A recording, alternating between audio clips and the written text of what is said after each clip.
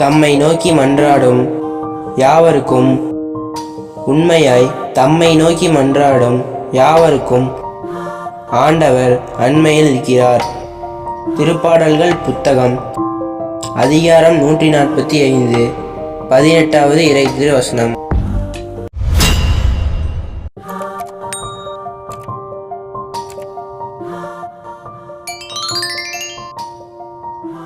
தம்மை நோக்கி மன்றாடும் யாவருக்கும் உண்மையாய் தம்மை நோக்கி மன்றாடும் யாவருக்கும் ஆண்டவர் அண்மையில் இருக்கிறார். திருப்பாடல்கள் புத்தகம் அதிகாரம் 145 18வது இறை திருவசனம்.